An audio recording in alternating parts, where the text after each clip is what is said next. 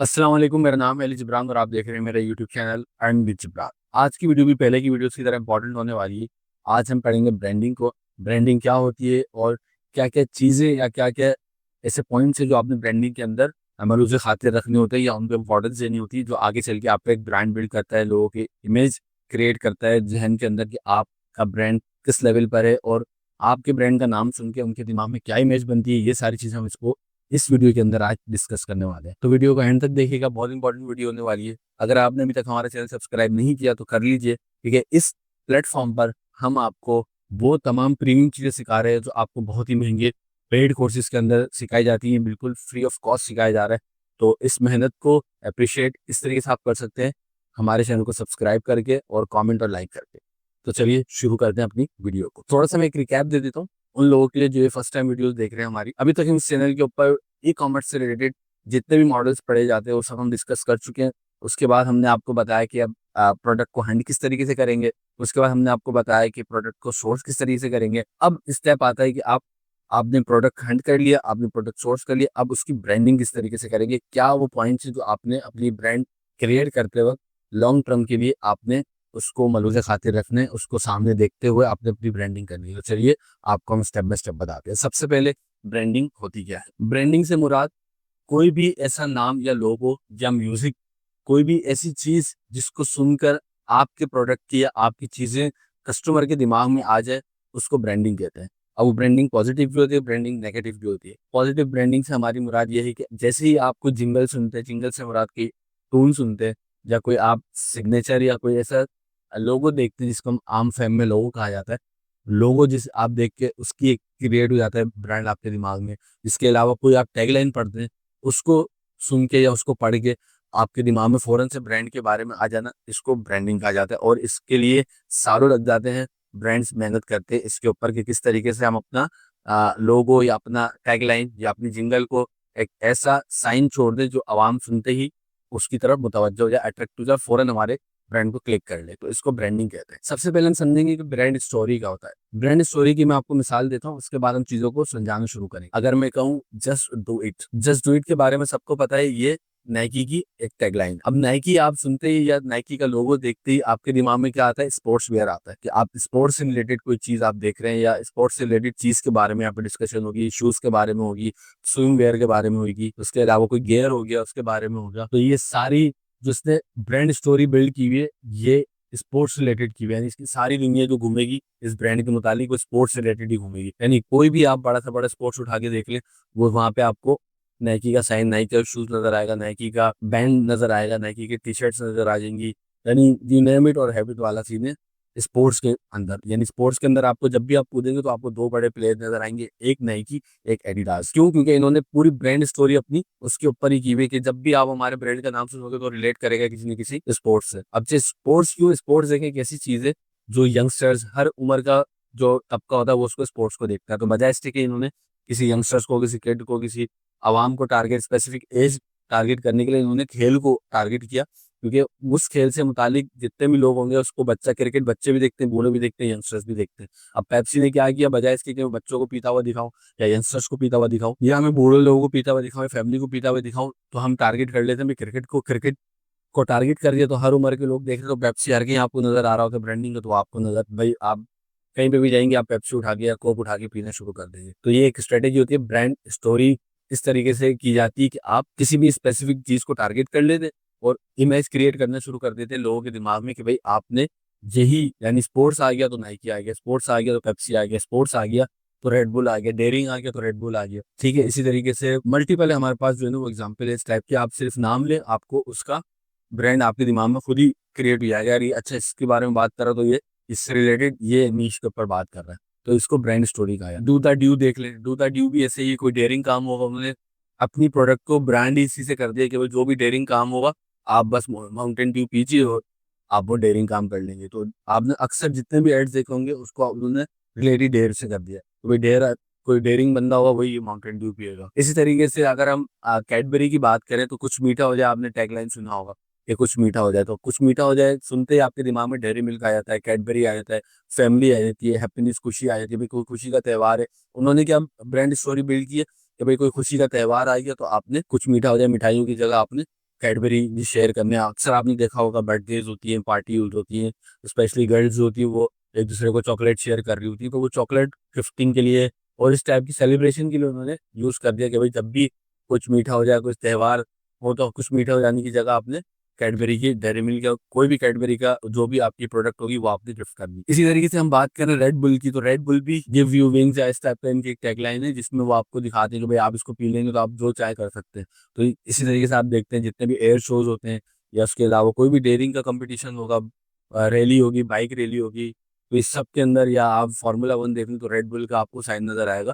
तो वो भी उन्होंने भी इसी एज को टारगेट किया हुआ, इसी लोगों को टारगेट किया हुआ कि भाई आपने रेड बुल वही लोग पियेंगे जो डेयरिंग होंगे। तो इस तरीके से ब्रांडिंग, ब्रांड स्टोरी बिल्ड की जाती है। और ब्रांड स्टोरी को आप देखें लोगो चेंज कर सकते हैं, जैसे दराज ने किया, और फूड पांडा ने उसका कलर चेंज कर दिया, लोगो चेंज कर दिया, फॉन्ट चेंज कर दिया। लेकिन अगर आप ब्रांड स्टोरी चेंज कर दें, मिसाल के तौर पे नाइकी अगर स्पोर्ट्स साइड के कॉस्मेटिक्स में आ जाएगा, तो ये इसके लिए उसको बनाना बहुत मुश्किल हो जाएगा, क्योंकि एक इमेज सदियों से बनती हुई आ गई है कि भाई इस तरीके से ही आपने, जब भी स्पोर्ट्स का नाम आएगा तो हमारा ब्रांड का नाम आएगा।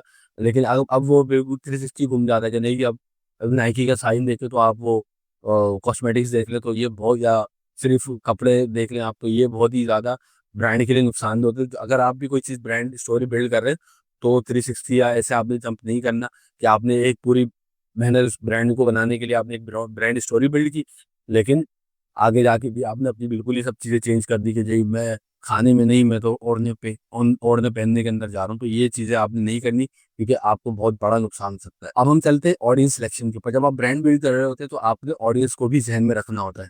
अब ऑडियंस को ज़हन में कैसे रखेंगे? मिसाल के तौर पे आप जो भी प्रोडक्ट लॉन्च कर रहे हैं, आपने घड़ी लॉन्च की है, आपने पेन लॉन्च कर रहे हैं या शूज़ लॉन्च कर रहे हैं, तो आपने दिमाग में रखना है कि आपने किस एज के लोगों को टारगेट करना है। अब मिसाल के तौर पे अगर मैं यंगस्टर्स की बात करूँ तो पेप्सी हमेशा यंगस्टर को टारगेट कर रहा होता है। यंगिस्तान और यंग स्टर्नर को उन्होंने ले लिया, या स्पोर्ट्स के अंदर उन्होंने ब्रांडिंग की अपनी, ताकि यंगस्टर्स जो होते हैं वो बहुत ज़्यादा स्पोर्ट्स देखते हैं, तो वो वहाँ से इंस्पायर हो। ये सब चीज़ें जो होती हैं ये इसके अंदर ब्रांड स्टोरी या ऑडियंस के अंदर आती है कि आपने ऑडियंस कौन सा सिलेक्ट करना है। तो अपने ब्रांड को सिलेक्ट कर बनाते वक्त या अपने प्रोडक्ट को चूज करते वक्त आपने ऑडियंस को भी दिमाग में रखना है, उन्हीं के ऊपर आपने मेहनत करनी है। मिसाल के तौर पे कोई किड्स से रिलेटेड चीज़ें तो आप बड़े लोगों को, बहुत ज़्यादा बूढ़े लोगों को नहीं दिखा सकते, ठीक है, या उनके पेरेंट्स को आप टारगेट करेंगे, ठीक है, या यंगस्टर्स की रिलेटेड चीज़ है तो आप बूढ़े लोगों को या बच्चों को टारगेट नहीं कर सकते। आपने उन्हीं को टारगेट करना है, उन्हीं के लिए ही आपने एड्स बनाने, उन्हीं के लिए ही सब चीजें डिजाइन करनी है, ताकि आपको स्पेसिफिक ऑडियंस है, जो डिजायर ऑडियंस है, आप उसको टारगेट कर सकें। अब आपके दिमाग में एक सवाल आ रहा होगा कि यार हमने तो ये देखा है कभी पेप्सी यंगस्टर्स को भी टारगेट कर रहा होता है, कभी इमोशंस को भी, कभी रमजान की भी कैंपेन चला रहा है, तो कभी मुख्तलिफ चीजों को टारगेट कर रहा है। तो देखिए 90% केस के अंदर ये होता है कि उनको उनकी टारगेट ऑडियंस पता होती है, तो 90% उन टारगेट के ऊपर अपनी स्पेंडिंग करते हैं, अपना बजट लगाते हैं, जिनका उन्हें पहले से मालूम है कि यार ये ऑडियंस हमारी पिएगी पेप्सी, या ये नाइकी के शू इस्तेमाल ही करेगी। लेकिन 10% के लिए वो उन एरियाज में लगाते हैं जो अभी तक डिस्कवर नहीं हुए या उनको अभी तक उन्होंने टारगेट नहीं किया, तो उनको अब आहिस्ता आहिस्ता टारगेट कर रहे होते हैं ताकि नई ऑडियंस वहां से नए चैप्टर को ले। इसलिए इमोशंस को भी वो करते हैं। जैसे रमजान आता है तो भाई पूरी पेप्सी रमजान ही रमजान चीजें दिखाता रहेगा, इस्लामिक मजहबी चीजें दिखा के अपनी प्रोडक्ट को बेचेगा। इसी तरीके से नाइकी का भी यही सीन है। अब आते हैं जी नेम की सिलेक्शन के ऊपर, के नाम कितना इंपॉर्टेंट है किसी भी ब्रांड के लिए। अब आप देखिए, सबसे पहले मैं आपको लोकल ब्रांड से आपको एग्जाम्पल्स दूंगा कि आप किस तरीके से उससे रिलेट कर सकते हैं। मिसाल के तौर पे एक आप कपड़ा लेकर आते हैं जेडोट से या खाड़ी से, तो इनका एक नाम है, यानी जुनैद जमशेद, ठीक है, वो सेलिब्रिटी था, उसके बाद इन्होंने अपना प्रोडक्ट लॉन्च किया, वो एक अलग केस है। अगर मैं खाड़ी की बात करूँ, खाड़ी हो गया, सफायर हो गया, ब्रांड का नाम देखने देखे, वो चाहता तो XYZ या अब्दुल्ला भी रख सकता था, या एहसन गारमेंट भी रख सकता था, या अकबर स्टोर भी रख सकता था। लेकिन उन्होंने क्या किया, एक ब्रांड का बनाने के लिए लंबा दूर सोचने के लिए, दूर का सोचने के लिए उन्होंने क्या किया कि ब्रांड के स्पेसिफिक प्रॉपर नाम रखा। देखिए खाड़ी जो है वो खड्डी से निकला है, जो खड्डी से कपड़े बनाए जाते हैं, तो उन्होंने नाम ही ऐसा सिलेक्ट किया कि जो दिमाग पे छप जाए। मैं खाड़ी जैसी बोलूंगा या खड्डी या जैसी इस टाइप का नाम आता है दिमाग के अंदर, सबसे पहले कपड़ा आपके दिमाग में आएगा, तो उन्होंने नाम ही ऐसा रखा कि खाड़ी। अब जे डॉट की अगर हम बात करें तो जे डॉट सबसे पहले कुर्ता शलवार कपड़ों के अंदर आया, फिर अब फ्रेग्रेंस के अंदर भी घुस गया, क्योंकि वो नाम यूज करे सेलिब्रिटी का। ठीक है, इसी तरीके से खाड़ी की बात करूँ, फिलहाल लेडीज के अंदर ही काम कर रहा है, अब लेडीज में भी, बच्चों पे भी आ गया, और फ्रेग्रेंस वगैरह ये सब चीजें भी लॉन्च करने लग गया है। अब एसन गारमेंट की अगर मैं बात करूँ, वेसन गारमेंट के ऊपर क्या होगा, एक तो वो दिमाग में वो छाप नहीं बनेगी, आपके इमेज वैसी नहीं आएगी कि यार ये पता नहीं कहाँ से कोई लोकल ही लग रहा है नाम से। तो नाम बहुत इंपॉर्टेंट होता है। जब भी आप स्टोर क्रिएट करें, पेज बनाने लगे, वेबसाइट बनाने लगे, तो आगे 10 साल 5 साल का सोचते हुए आपने बनाने के, यार अगर मैं इसको आज लेके चल रहा हूँ तो क्या 10 साल बाद या 5 साल बाद ये कहाँ खड़ा होगा, और अगर वो कोई नाम मेरा पुकारे तो क्या वो नाम वर्थ इट होगा। तो इस तरीके से आपने नाम, अब आप बोलेंगे भाई शहीद गनी भी नाम है, अब आप बोलेंगे गुल अहमद भी नाम है। देखिए जनरेशन टू जनरेशन वेरी करता है ये चीज़ें। आज से 50-60 साल पहले जिन्होंने अपने बिजनेस शुरू किए थे, आज अगर यहाँ तक पहुंचे तो वो एक ब्रांड इमेज बन चुका उन लोगों का। ठीक है, लेकिन आज अब अगर आप नाइकी, एडिडास और इनके बीच के अंदर अगर आप अपना एक ब्रांड निकालते हैं, अब्दुल्ला या एहसन, तो वो ग्रो करना बहुत मुश्किल होगा, क्योंकि आज जो जनरेशन जी जिसको बोलते हैं, जेन जी कहते हैं, जेन अल्फा बोलते हैं, तो उनके लिए इस टाइप के नाम एक्सलीड हो चुके हैं। और अब मैं आपको नाम तलाश करने होंगे, कोई ऐसे नाम जो ब्रांड इमेज क्रिएट कर सके। होपफुली आपको ये वाला पॉइंट भी क्लियर हो गया हो। अब हम बात करते हैं जी लोगो इंतहाई सिंपल होना चाहिए। अगर आप, फिर मैं मिसाल दूंगा नाइकी की, सिर्फ उसका साइन करके एक लोगो है, आप देखेंगे और आपके दिमाग में आ जाएगा। अच्छा, साइन से मुराद क्या है कि हर चीज ओके या परफेक्ट इस टाइप का एक दिमाग में क्रिएट होता है इमेज साइन को देखते हो। इसी तरीके से बहुत से ब्रांड है। जे अब जे डॉट की बात करूँ, जैसे जे जुनेद जमशेद पूरा नाम है, मैंने जे करके डॉट लगा दिया, फौरन आपके दिमाग में उसकी इमेज क्रिएट हो जाएगी। इसी तरीके से नंबर ऑफ ब्रांड्स हैं जिनको आप देखेंगे और आपको दिमाग में बिल्कुल उसकी जो है ना वो सिंप्लिसिटी भी नजर आएगी, क्या है कितना सिंपल इसने लोगों को बनाया हुआ है। आप जितना उसको गोला गंडा बनाएंगे, जितना आप उसको कलरफुल करेंगे तो आप उतना ही चाइल्डिश किडिश वाला आपको फैक्टर नजर आएगा, और लोग बोलेंगे यार ये कोई फारिक सा ब्रांड है, मजा नहीं है इसके अंदर। जितना बड़ा ब्रांड देखेंगे उतना ही सिंपल उसका लोगो भी आप देखेंगे। अब बड़े जितने ब्रांड्स होते हैं वो फॉन्ट के ऊपर भी काम करते हैं। फॉन्ट्स भी, अगर आप नाइकी की वेबसाइट देखेंगे तो वहाँ पे बिल्कुल स्पोर्ट्स टाइप की आपको उसका फॉन्ट भी स्पोर्ट्स टाइप एनर्जेटिक नजर आएगा। अब मैं बात करूँ अगर स्किन की, जो इनकी कोल्ड ड्रिंक है या ड्यू की, तो वो फॉन्ट भी ऐसी जानदार सा यूज करते हैं कि जिससे पता लगता है कि यार ये कोई डेयरिंग टाइप का जो है ना, उन्होंने बोल्ड फॉन्ट को बोल्ड कर देंगे, कोई अपनी ही फॉन्ट ये लोग बना रहे हैं। बहरहाल आप अभी उस लेवल पे नहीं जा सकेंगे, लेकिन फिर भी आपने एक दिमाग यूज, अब ऐसा बिल्कुल ना हो कि आप कोई स्टाइलिश या डेयरिंग आप चीज लेकर आ रहे हैं। मिसाल के तौर पे आप लड़कों की वॉचेस लेकर आ रहे हैं, या चेन होती है, रिंग्स होती है, अगर आप ये चीज लेकर आ रहे हो और वो फ्लोरा टाइप की आपने उसमें कलर भी सिलेक्ट किए हुए, फ्लोरा टाइप के आपने फॉन्ट यूज किए हुए लड़कों टाइप के, तो वो आप करेंगे तो वो बहुत ही बुरा इम्पैक्ट पड़ेगा। तो आपने अपने फॉन्ट भी चूज करने हैं अपने प्रोडक्ट के, अपने ब्रांड के हिसाब से कि आप किस नीश के ऊपर काम कर रहे हैं, तो ये भी बहुत इम्पैक्ट डालता है। अब बात कर लेते हैं जी ब्रांड के अंदर कलर्स की। कलर भी बहुत ही इफेक्टिव मार्केटिंग एक होती है, एक ब्रांड के ऊपर बहुत ही गहरा इम्पैक्ट डालती है। तो आपने अपने ब्रांडिंग करते हुए कलर को भी अच्छे से चूज कर लेना है। मिसाल के तौर पे अगर आप मेंस का कुछ लेकर आ रहे हैं तो मेंस में डार्क कलर या वाइब्रेंट थोड़े ऐसे कलर चलते हैं जो डेयरिंग टाइप को, मिसाल के तौर पे ब्लैक कलर हो गया, ग्रे कलर हो गया, या नेवी ब्लू हो गया, या ग्रीन टाइप का जो आर्मी ग्रीन होता है वो कलर हो गई। इस टाइप के कलर जो है ना वो चलते हैं मेंस के ऊपर। अगर आप इसी तरीके से खवातीन की किसी प्रोडक्ट के ऊपर जा रहे हैं तो पिंक कलर या ऐसे कलर जो ब्राइट कलर्स हों उसके ऊपर जाएंगे। किड्स के ऊपर किड्स के टाइप के कलर्स होते हैं, या पूरी साइंस और साइकी होती है ब्रांड की, तो ये आपने लाजमी इसको पढ़ना है। ये मैं आपको मूवी शॉर्ट शॉर्ट बता रहा हूँ। इंशाल्लाह लास्ट में मैं आपको मूवीज भी कुछ या डॉक्यूमेंट्रीज रिकमेंड करूंगा नेटफ्लिक्स की, वो आप देखेंगे तो उससे आपका और भी दिमाग खुलेगा। अच्छा, ब्रांड्स की जरूरत पड़ती क्यों है? ठीक है, ये भी एक बहुत जरूरी चीज है। अच्छा, एक टाइम आएगा कि आप जब आप ब्रांड बन जाएंगे तो फिर वो बंदा जो वो चीज सिलेक्ट नहीं करता, वो ब्रांड को चूज कर रहा होता है। मिसाल के तौर पे अगर आप जे डॉट के कपड़े पहनते हैं तो जो जे डॉट को लाइक करता है, उसका पहनना पसंद करता है, तो वो फिर उसको 2-3 हज़ार पहले कम भी मिल जाए चीज, लेकिन वो जाएगा जे डॉट के ऊपर, क्योंकि वो ब्रांड कॉन्शियस हो चुका है। वो अब कपड़ा नहीं खरीदता, वो अब खरीदेगा जे डॉट को खरीदेगा। वो अब खरीदेगी लड़की तो सफायर को या खाड़ी को खरीदेगी। वो ये नहीं देखेगी कि मुझे लोकल भी परचेज करके मैं सिलवा सकती हूँ तो मुझे वही चीज़ फील आएगी, क्योंकि ब्रांड ने आपके अंदर एक ऐसी चीज़ बिल्ड कर दी है, एक ऐसी इमेज अपनी बिल्ड कर दी है ब्रांडिंग कर करके, कि वो अब आपका यूज टू हो चुका है। सिर्फ ब्रांडिंग से काम नहीं चलता, आपने अपनी प्रोडक्ट भी जानदार होगी तो वो बंदा आपके पास आपकी ब्रांडिंग से मुतासिर होकर फिर आपका नाम वो सिर्फ पहनेगा ओढ़ेगा, और उसको वही नाम ही चाहिए होगा। जैसे कि आईफोन यूजर होता है तो उसको आईफोन ही चाहिए, एंड्रॉइड यूजर होगा या सैमसंग यूजर होगा तो उसको सैमसंग ही चाहिए, और किसी चीज के ऊपर स्विच नहीं करता। क्योंकि एक टाइम ऐसा आता है कि अब बंदा सिर्फ ब्रांड को पसंद करता है। अब उसके फीचर्स उसको पता है कि यार अगर मैं कोई चीज खरीद रहा हूँ तो अच्छी लेकर आएगा, तो इसलिए वो पैसा जो लगाता है वो ब्रांड के ऊपर लगाता है। तो अगर आप प्राइस भी इंक्रीज करते हैं आगे जाके तो उसको फर्क नहीं पड़ेगा इतना, वो एक्सेप्ट कर लेगा कि ठीक है मुझे प्राइस ज्यादा मिल रहा है, भले मार्केट कंपटीशन जो भी है, लेकिन मुझे इस प्राइस के अंदर भी मैं इसको ही पसंद करूंगा क्योंकि मैं इसके अंदर कंफर्ट हूँ। उसकी वजह मैं आपको बताऊं, मैं एक स्लीपर पहनता हूँ हश पपीस की ज्यादातर, तो मुझे वो कंफर्ट लेवल उसका ज्यादा अच्छा लगता है। अब उनके ज्यादातर आर्टिकल बहुत पुराने पुराने हैं, अभी तक उन्होंने वही डिजाइन रखे हुए हैं। अब मैं भी एक दो चप्पल उनकी ऐसी हैं, स्लीपर जैसी हैं, जो मैं लाजमी वही खरीदता हूँ। मुझे पता है यार, मैं जाता हूँ और मैं ऑनलाइन ही वही ऑर्डर कर दूँ, मेरा साइज तो मेरे पास पहुंच जाती है, मैं उसमें कंफर्ट। अब मैं कंफर्ट लेवल उसका ऐसा है कि मैं हैश पपीज ही पहनता हूँ, वही मुझे पसंद है। ब्रांड ने ऐसी इमेज बना दी है, अब वो जितना भी पुराना उनका आर्टिकल है, लेकिन मुझे पसंद ही वही। तो इस टाइप की ब्रांडिंग का ये असर पड़ता है, ये इम्पेक्ट होता है। आपका प्रोडक्ट अच्छा, अपनी ब्रांडिंग अच्छी है, कस्टमर आपका कहीं नहीं जाएगा, भले वो प्राइस बढ़ाते रहे। 1000 की चप्पल लेते थे, अब 2,500-3,000 की हो गई, 4,000 की होगी, तो हमें वही कंफर्ट चाहिए, वही ब्रांड चाहिए। सिर्फ क्यों? क्योंकि उसने इतना जबरदस्त इमेज क्रिएट किया हुआ कि यार मैं जब जाऊंगा मुझे एक तो मिल जाएगी, दूसरी कंफर्ट मुझे अच्छा मिलता है उसके अंदर, तीसरा ब्रांड है, हश पपीज है, तो एक ब्रांड भी है कि यार आप ब्रांड पहनो। तो इस तरीके से ब्रांड बिल्डिंग होती है। अच्छा, इसका फायदा क्या होता है ब्रांड बिल्ड करने का? इसमें सबसे पहले तो ये होता है कि आपका कंपटीशन खत्म हो जाता है। कंपटीशन क्या?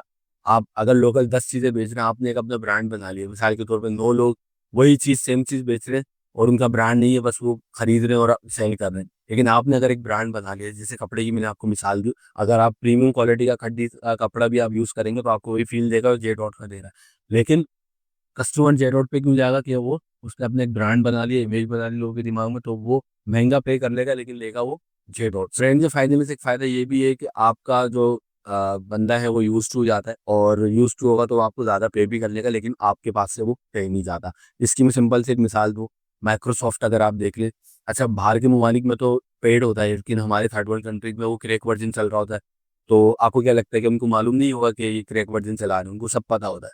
वो लॉन्ग टर्म प्लानिंग कर रहे होते हैं, वो लॉन्ग टर्म प्लानिंग को लेके चल रहे होते हैं। उनको पता है कि यार ये यूज टू हो गया हमारी चीज़ों का, पूरे सॉफ्टवेयर का, हमारे पूरे इकोसिस्टम का, ये यूज टू हो चुका है। अब ये किसी कॉर्पोरेट जगह पे जाएगा तो ये नहीं खरीदेगा, तो अपने कॉर्पोरेट सेक्टर पे या जहाँ भी इदारा होगा वहाँ जाके ये पुश करेगा कि भाई मैं तो ये यूज करता हूँ, अब आप जो है ना मुझे इसका पेड वर्जन खरीद के दे, मैं इसी पे काम करूंगा। तो ये इस तरीके से अपना एक ब्रांड इमेज क्रिएट करके उसको यूज टू करा के लोगों को आदी बना के फिर वो अपनी सेल्स कन्वर्ट करते हैं। तो ये भी बहुत बड़ा इम्पैक्ट होता है। आज आज आप सोच रहे हैं आपके 5 साल 10 साल बाद आपका ब्रांड सिर्फ ब्रांडिंग के बेस के ऊपर कहाँ पे होता है, ये डिपेंड करता है कि आज आप क्या चीज़ सेलेक्ट कर रहे हैं अपने ब्रांड के लिए। सिर्फ ब्रांड के साथ जो है वो इमोशनल अटैचमेंट भी होती है लोगों की ज़्यादातर ना, इमोशंस के साथ भी बहुत अटैच होते हैं अगर आप किसी ब्रांड के साथ हो।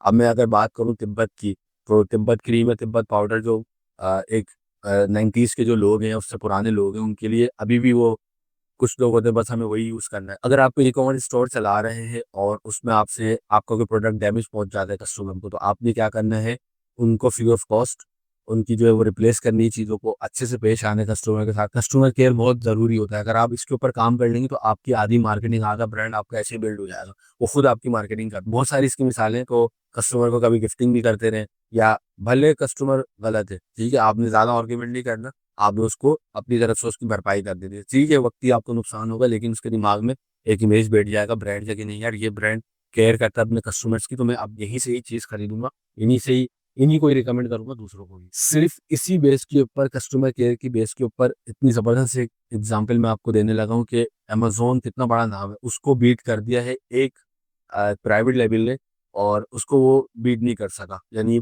अमेजोन उसको हरा नहीं सका, सिर्फ और सिर्फ कस्टमर केयर के ऊपर, या इतनी अटैचमेंट, इमोशनल अटैचमेंट उसने कर दी है लोगों के साथ, कि लोग अब अमेजोन से नहीं खरीदते, उस ब्रांड से खरीदते। उस ब्रांड का नाम है chewy.com, CHEWY.com। ये पेट से रिलेटेड एक ब्रांड है।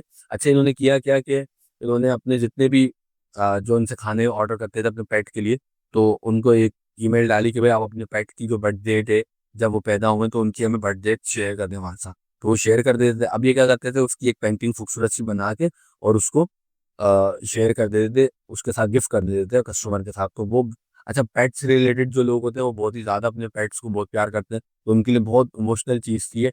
अब उससे इम्पैक्ट क्या पड़ा कि जी अमेजोन से ने अब लोग यहाँ से सेल्स, यहाँ पे इनकी सेल्स आने लगे, क्योंकि वो इमोशनल, इन्होंने जो है ना वो एक अटैक किया लोगों के ऊपर। इस तरीके से इनकी सेल्स इतनी बड़ी कि अमेजोन की भी सेल इनके आगे फीकी पड़ गई। अच्छा, अब सवाल आया कि ब्रांड बिल्डिंग में टाइम कितना लगता है? तो देखिए, इसकी कोई लिमिट्स नहीं है। वैसे अगर आप स्टार्ट लेना चाह रहे हैं तो 2-3 साल तो आपको एटलीस्ट लगेंगे लोगों के दिमाग में बैठने के लिए। लेकिन ब्रांडिंग ऐसी चीज है जो कभी खत्म नहीं होती। देखिए, कोक, पेप्सी, KFC या ऐसे जितने भी बड़े नाम है, जितने भी इंटरनेशनल मल्टीनेशनल ब्रांड है, आज तक अपनी ब्रांडिंग करते हैं सिर्फ किस लिए? कि लोगों के दिमाग में हमारी इमेज रहे, दिखेगा तो बिकेगा। देखें, आप अपने ब्रांड को मार्केट नहीं करेंगे, दिखाएंगे नहीं, तो एक वक्त आएगा आहिस्ता आहिस्ता लोग आपकी चीज को भूलते चले जाएंगे और नई चीज को अडॉप्ट कर लेंगे। इसकी एक एग्जाम्पल बताऊं, आपके दौर में इतनी सारी कोक ब्रांड्स आए होंगे कोक से रिलेटेड, यानी आरसी कोला था, बहुत सारे थे।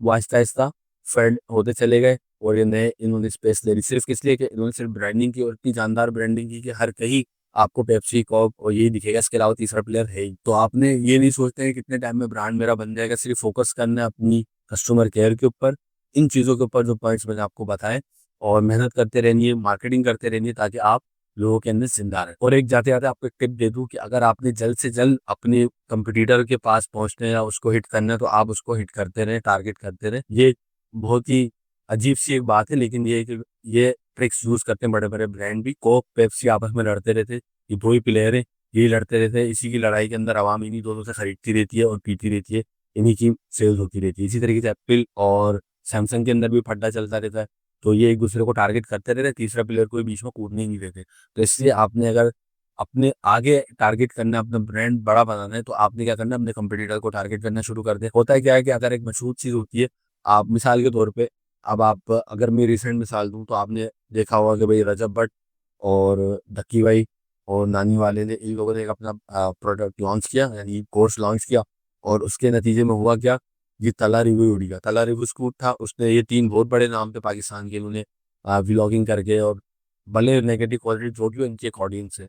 अब जी एक एबीसी बंदा उठा, उसने टारगेट कर दिया मशहूर लोगों को, इनको मशहूर को टारगेट किया, तो लोगों ने बोला यार ये कौन आ गया जो इतने बड़े लोगों को टारगेट कर रहा है। इसने उठा के इसके पास ऑडियंस बिल्ड होने शुरू, मिलियंस के अंदर उसके व्यूज चले गए, लाखों में इसके फॉलोवर्स और सब्सक्राइबर बढ़ गए। तो ये एक भी तरीका होता है जल्द से जल्द वायरल होने का, सेल्स देने का, या अपना इम्पैक्ट लोगों के दिमाग में छोड़ने का, कि आप बड़ी चीज को टारगेट कर दो, आप उसको टारगेट करते रहोगे, आपके पास उसकी भी ऑडियंस आएगी, नई ऑडियंस भी आपके पास आती चली जाएगी। तो होपफुली आपको ब्रांडिंग का टॉपिक क्लियर हो चुका होगा, और उम्मीद करता हूँ कि कोई सवाल होगा तो आप नीचे कमेंट में लाजमी मुझसे पूछेंगे। अगर आपको वीडियो पसंद है तो लाजमी शेयर करें लोगों के साथ, अपने दोस्तों के साथ। जी वो सारी आपको मैं ट्रिक्स बता रहा हूँ, स्टार्ट में मैंने आपको बताया, वो नॉलेज शेयर कर रहा हूँ जो कि प्रीमियम जो पेड कोर्सेज होते हैं उसके अंदर शेयर की जाती हैं। तो होपफुली आपको ये वीडियो मेरी पसंद आई होगी, मेहनत पसंद आई होगी, तो आप मेरा चैनल सब्सक्राइब कर लीजिए। इंशाल्लाह नेक्स्ट वीडियो में नेक्स्ट टॉपिक के साथ हाजिरी होगी, तब तक के लिए इजाज़त दीजिए। अल्लाह हाफिज़।